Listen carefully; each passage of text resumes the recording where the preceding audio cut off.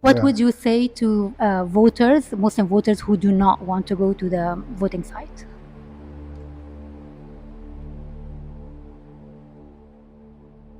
First, I would say that I understand that feeling. I want to validate and understand that feeling that what's the point? I would say it better be strategic.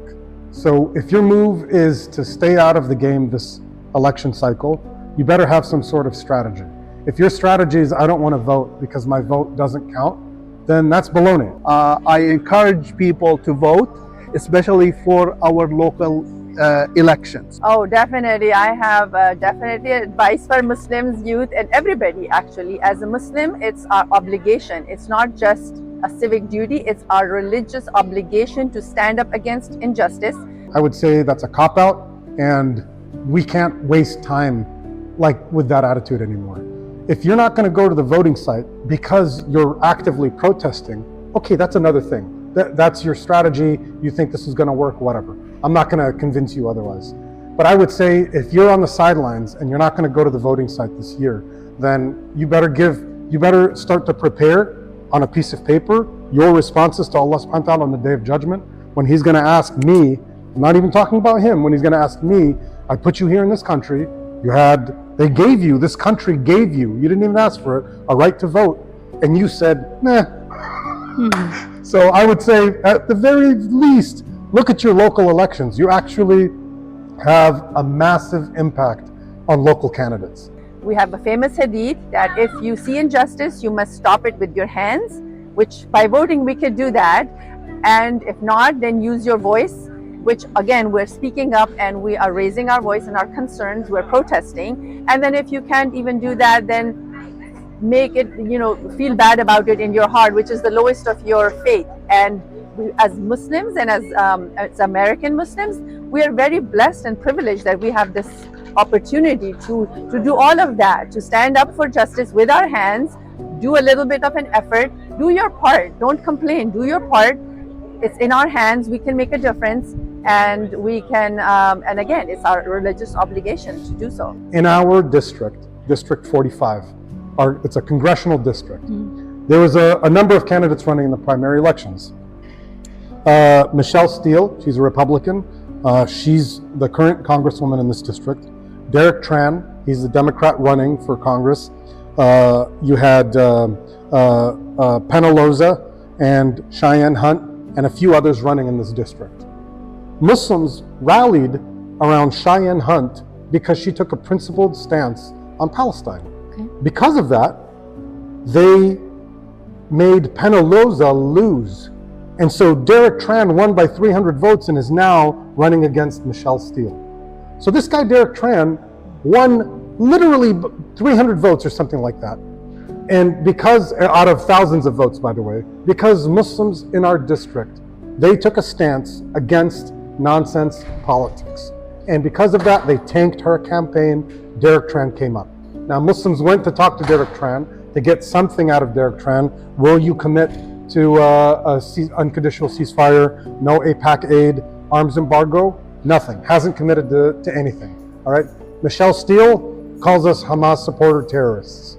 So we're dealing with two parties that both, on one end, won't commit to anything real, and on the other end is saying we hate you. We're never going to take you seriously. Get out of our country. We cannot afford to stay on the sidelines anymore. Can't afford to stay on the sidelines, and so either your vote is in favor of one of the parties or your vote is in protest of the parties.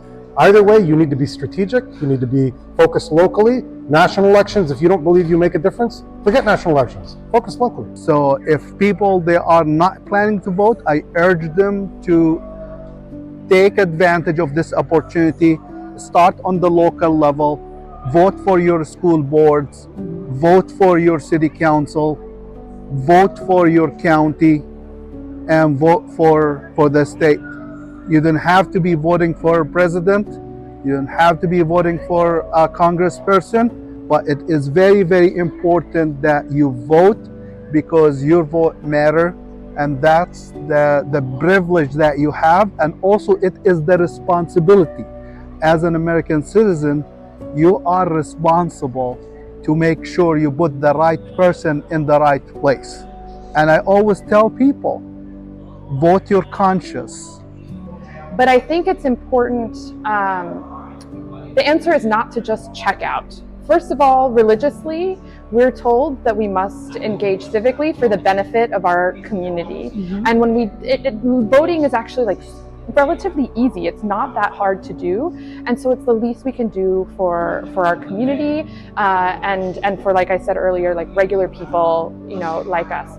I think what I would also say is think about the elections that affect your day-to-day life that you care the most about, and then focus on those. You don't have to fill out every single race to submit your ballot. Think about the ones that matter the most to you, or where you can most comfortably perhaps support a candidate who aligns with your values. I know a lot of us have been struggling with this idea of the lesser of two evils.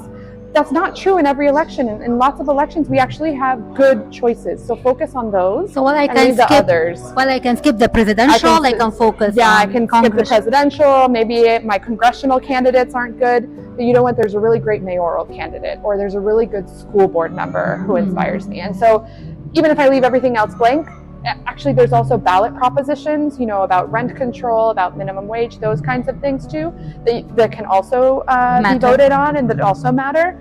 And so vote for those and you can leave everything else blank. The system is not broken. The system is built this way. And traditionally speaking, the reason why someone wants you to believe the system is rigged, or someone want to tell you that your vote doesn't matter, is for the fact is to keep both parties in power, the two major parties, because the source of funding, when you follow the money, it is the same corporations. It's just like you're changing the face from team blue to team red. But as someone who lived the experience as being in the passenger side, as just an average citizen, and being in the driver side as someone who is elected and influencing policies, I have to tell you, it is very important that you have a seat on the table, but that is not enough. You have to have a voice, and you don't let other people take your voice away from you.